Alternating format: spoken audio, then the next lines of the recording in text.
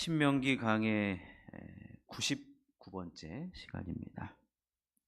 오늘 말씀의 제목은 그의 영원하신 팔입니다. 오늘 33장, 신명기 33장, 이제 모세의 축복기도 후반부입니다. 마찬가지로 각 지파를 위해서 복을 빌어주고 있는데, 모세의 이 축복 기도는 하나님과 이스라엘 백성들 사이에 이 관계가 얼마나 특별한지 그것을 이야기해 주고 있습니다.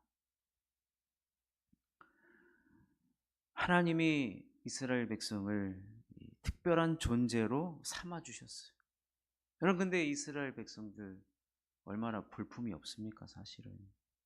그럼에도 불구하고 하나님께서 그들의 수준을 높이 끌어올려 주셨죠.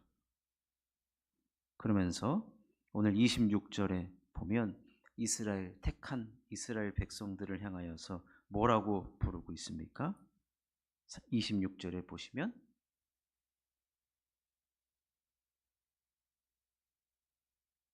네? 26절 저랑 26절 뭐 다른 세계 온 줄 알았어요, 순간. 여수룬이요 그러잖아요.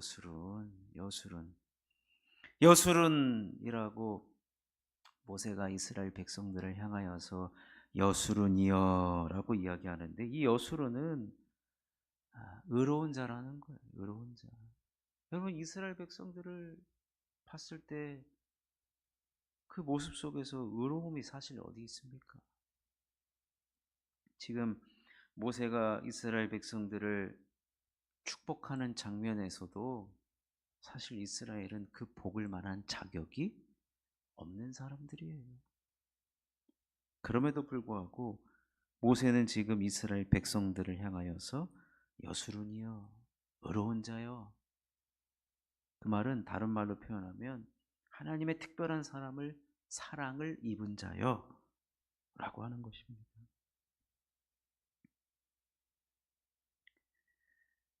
하나님 같은 이가 없도다. 하나님 같은 이가 없도다. 그가 너를 도우시려고 하늘을 타고 궁장에서 위엄을 나타내시는도다. 여러분, 옛날에 그 구름 타고 누가 다녔죠? 네? 오늘 날이 더워가지고 지금 그러시는 거야? 아니면 여러분, 구름 타고 다닌 사람이 누구 있어요? 손오공. 근데 여러분, 우리 하나님은요, 여러분, 천지 만물을 창조하신 그 하나님께서 이 땅에 많고 많은 사람들 중에 하나님이 사랑하시고 하나님이 택하신 백성을 지금 도우시려고 하늘을 타고 궁창에서 위엄을 나타내시는 분이 우리 하나님이십니다. 그러니 29절에 뭐라고 이야기합니까? 이스라엘이여, 너는 행복한 사람이라. 얼마나 행복합니까? 제가 예전에 어떤 남자 집사님 신방을 갔어요. 근데 그분이요, 전라도 출신인데 서울에 올라온 이야기를 하는 거예요. 서울에 왜 올라왔느냐? 주먹 하나 믿고 서울로 올라와가지고 거기서 지금의 부인 되는 집사님과 만나서 결혼을 했는데, 서울에서 잘 나가는, 지금은 없겠죠, 정치 깡패였어요. 그래가지고 그분이요, 우리나라 최초로, 믿거나 말거나, 잠실 주 올림픽 경기장 있잖아요. 올림픽이 개회식했던 그 주 경기장에서 최초로 결혼한 사람이 자기라는 거예요. 물어봤죠. 집사님, 제가 알기로는 거기가 6만 석이 넘는데 그거 어떻게 다 채웠습니까? 6만 석은 다 못 채웠는데 한 3만 석은 채웠다는 거예요. 하객들 전부 다 깡패, 전라도에서 올라온 깡패, 잠실 깡패, 하여튼 뭐. 그래서 믿거나 말거니까 여자 집사님한테 물어봤더니 맞다는 거예요. 잠실 올림픽 경기장에서 국회의원이 또 사회를 아니 이제 주례를 또 해줬대요. 뒤를 봐주던 그 국회의원이겠죠. 아무튼간에 그때 당시는 행복했대요. 대한민국에서 유일하게 올림픽 주 경기장에서 결혼해 본 사람 누가 있느냐 이거예요. 근데 살다 보니까 지금도 행복하십니까? 으이그 내가 저 원수하고 올림픽 주경기장에서 결혼한다 그래가지고 했더니만 그 다음 날부터가 아니어가지고 그냥 막 같은 그러는데, 여러분 오늘 그러나 우리 하나님은 어떤 하나님이십니까? 그 다음 구절 이렇게 이야기합니다. 여호와의 구원을 너같이 얻은 백성이 누구냐? 그는 너를 돕는 방패시오 내 영광의 칼이시로다. 내 대적이 내게 복종하리니 내가 그들의 높은 것을 밟으리로다. 하나님께서 계속해서 도우시고 또 함께 하시고 그 이스라엘의 편이 되어 주셔서 여기까지 왔다라는 거예요. 여기까지 왔다는 겁니다. 얼마나 이 이야기를 들었을 때 이스라엘이 여러분 행복을 느끼겠습니까? 만천하에 유일하신 하나님께서 나를 돕고 계시고 내 편이 되어 주시고 내 방패가 되어 주시니 얼마나 여러분 감사한지 모릅니다. 근데 오늘 27절에 보면 더 감사한 것이 뭐냐면 27절 보십시오. 27절을 한번 같이 읽어보겠습니다. 시작. 영원하신 하나님이 내 처소가 되시니 그의 영원하신 팔이 내 아래에 있도다. 그가 내 앞에서 대적을 쫓으시며 멸하라 하시도다. 우리 하나님께서 우리의 처소가 되어 주신다는 거예요. 여러분 집이 얼마나 편안한지 모릅니다.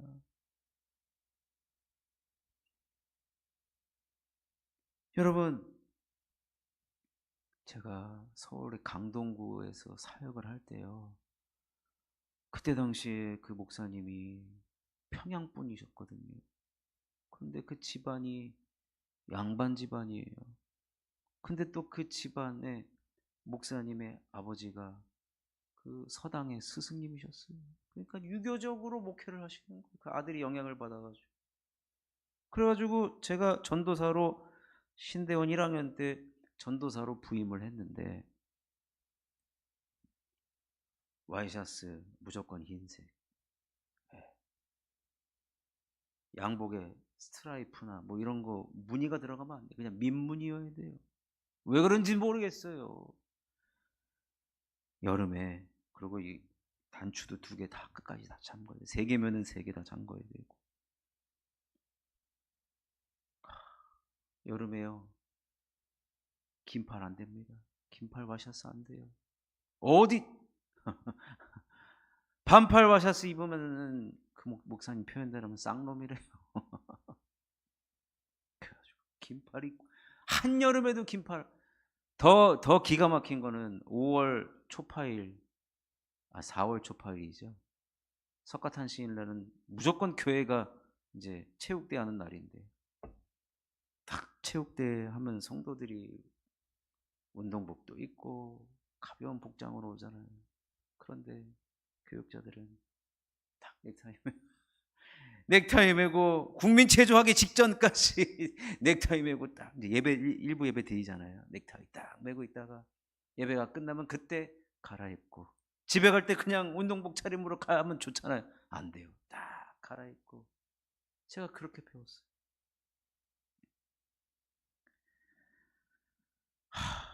근데 생각을 해보니까 저 목사님은 집에 가서도 그럼 양복 입고 주무시나?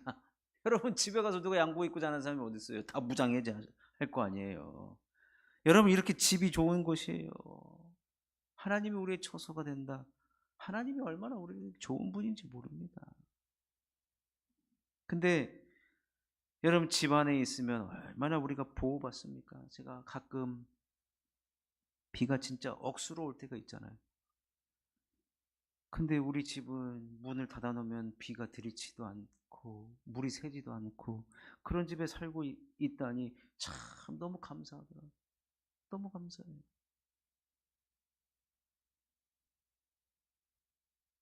집에 들어가면 참 우리 심신이 안정이 되고 평안함이 생기고 집에 있으면 너무 좋아요. 근데 집에 있으면 우리 하나님이 그런 분인데 그런 분께서 그의 영원하신 팔이 내 아래에 있도다. 영원하신 팔. 영원하신 팔이 의미하는 것은 여러 가지입니다. 그 중에서 대표적인 것은 여러분 옛날에 영국 문화원에서 이 세상에서 가장 아름다운 단어를 선정을 했는데 그것이 무엇이냐면 mother, 어머니예요, 어머니.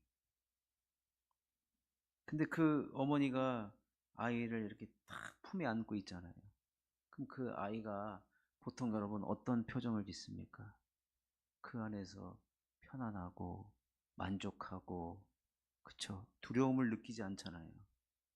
그런데 아빠들이 안고 있는 사진을 보면 불안하고 아빠가 날 떨어뜨릴까? 아빠가 날 도대체 어떻게 할까? 불안하단 말이에요. 여러분 오늘 본문에 표현된 하나님의 영원하신 팔은 일단 우리 어머니가 우리 자녀들을 참 잘 품어주고 안아주고 있는 그런 팔입니다. 우리가 그 안에 있어서 세상 염려 근심이 다 떠나가고 거기 품에만 안겨 있으면은 배고프면 엄마가 먹을 것 갖다 주고 우리를 안전하게 보호해 주고 얼마나 그 팔에 안겨 있으면 얼마나 우리가 행복함을 느낍니까? 우리 하나님이 우리들에게 그런 존재라는 것입니다.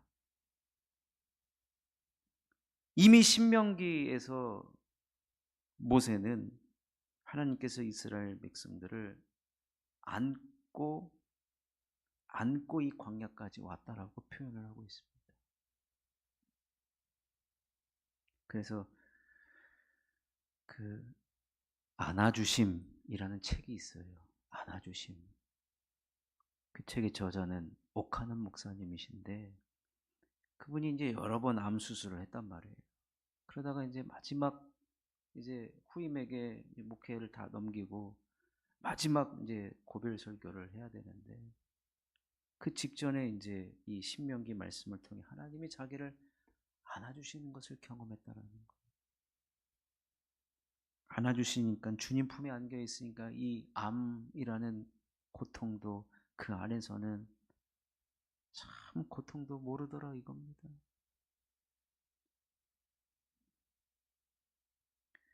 여러분 우리 하나님께서는요 독수리가 그 자기의 자식들을 품는 것처럼 이게 다 성경에 나오는 표현이거든요.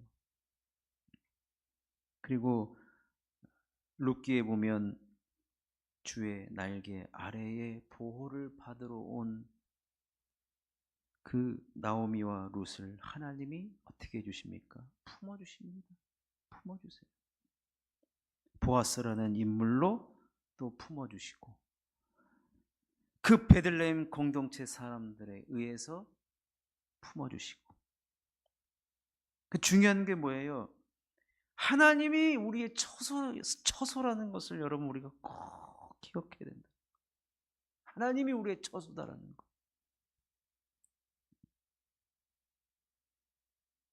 처소가 되시는 하나님께로 나아가면 여러분 굶을 이유도 없습니다.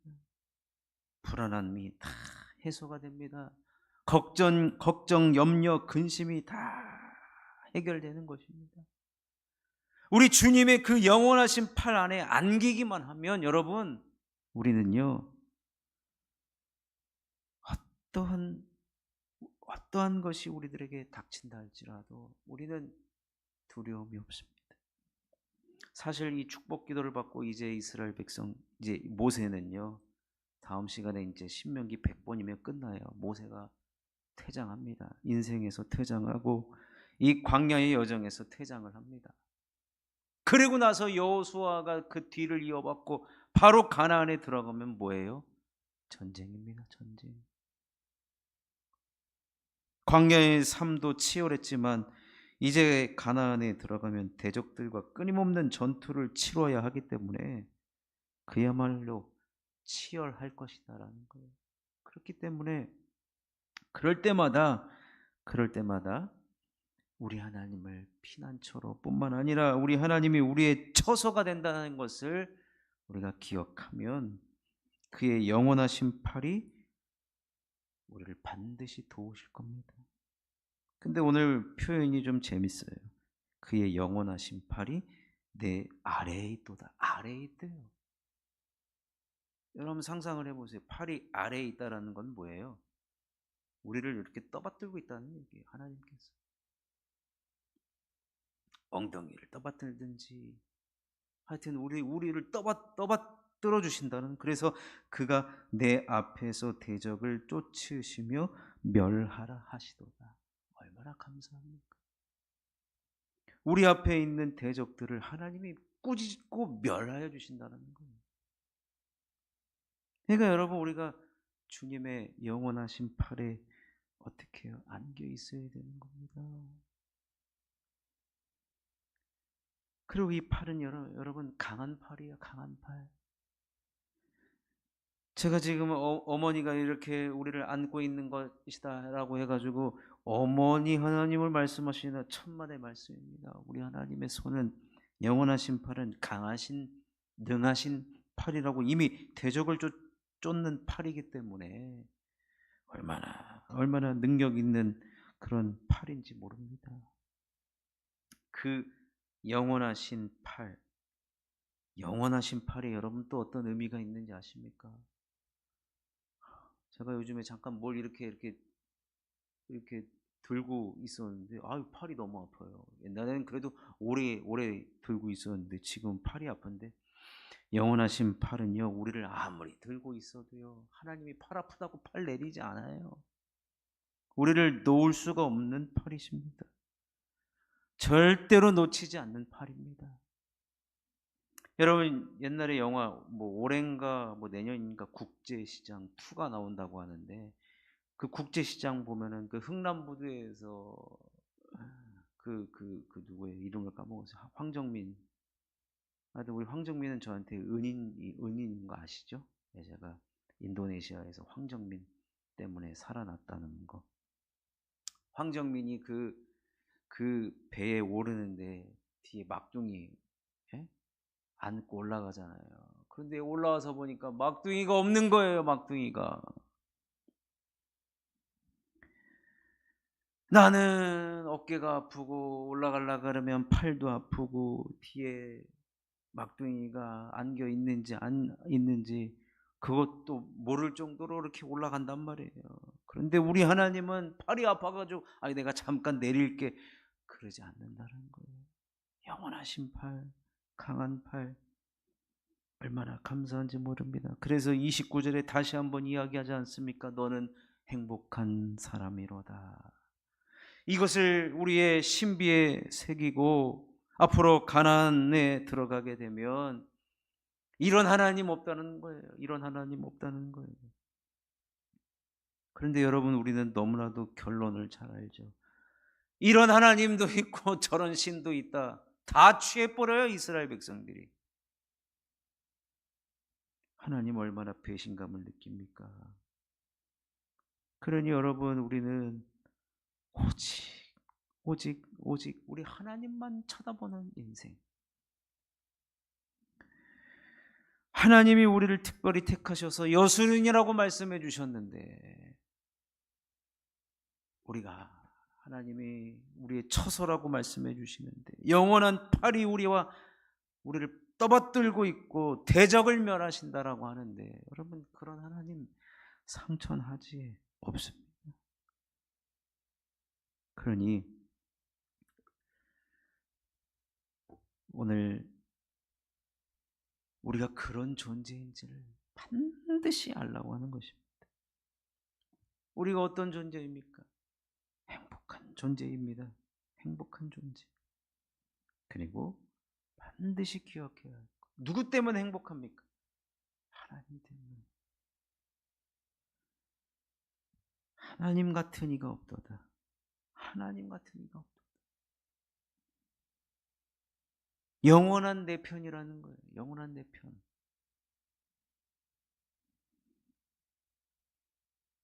그러니 이 세상에 여러분 가장 안전한 곳이 어디 있겠습니까? 불확실성이 넘쳐나는 시대, 더더구나 지금 너무나도 불확실한 시대에 우리는 살아가고 있지 않습니까? 그렇기 때문에 세상은 불안한 곳이고 인생은 불안정의 연속인데 어디 가서 우리가 이렇게 안전을 보장받을 수 있느냐 이것입니다. 그때 우리 하나님은 우리들에게 처소를 제공해 주시고 뿐만 아니라 그의 영원하신 팔 아래에서 우리를 붙들어 주시는 너무나도 우리들에게 좋으신 하나님이시라는 것입니다. 그러니 사랑하는 성도 여러분, 주님의 팔을 절대로 놓지 마시기를 주님의 이름으로 축원합니다. 주님 손을 꼭 붙들어야 됩니다. 여러분, 그러나 명심하십시오. 주님은 우리를 한 번도 놓으신 적이 없어요. 우리가 주님의 손을 놨죠. 저기 가고 싶다. 이스라엘 백성들이 가나안에 들어가자마자 눈이 휘둥그레집니다. 주님 손 놔버려요. 신명기에 잉크가 마르기도 전에 이스라엘 백성들은 각각 자기 갈 길을 갑니다. 그럼에도 불구하고 여러분, 우리는요, 하나님 같은 이 없도다. 우리의 처소가 되신다. 여러분, 이것을 꼭 기억하면 돌아갈 곳이 있다라는 것. 우리 주님이 우리 집이니까 돌아가야 된다는 겁니다. 사람은요, 아침에 나갔다가 들어옵니다. 집으로 돌아옵니다. 홈 스위트 홈. 집에 돌아와야 됩니다. 집이 얼마나 좋은 것입니까? 여러분, 하나님 안에 있는 것이 가장 행복하고 가장 복인 것입니다. 그러니 오늘도 이 자리에 나오신 여러분들은 행복한 사람인 줄로 믿습니다. 언제나 주님께서 우리들의 처소가 되어주시고 영원하신 팔이 우리를 안위하시고 안보하시고 지켜주시고 보호하시니 얼마나 감사한지 모릅니다. 그것뿐만 아닙니다. 우리 앞에 있는 대적들을 쫓으시면서 우리를 늘 언제나 승리의 길로 인도하시는 하나님이라는 것을 여러분 꼭 기억하시고, 언제나 우리 하나님이 이런 분이라는 것을 우리가 꼭 기억하시며 그의 영원하신 팔을 언제나 붙잡는 저와 여러분이 되시기를 주님의 이름으로 축원합니다. 기도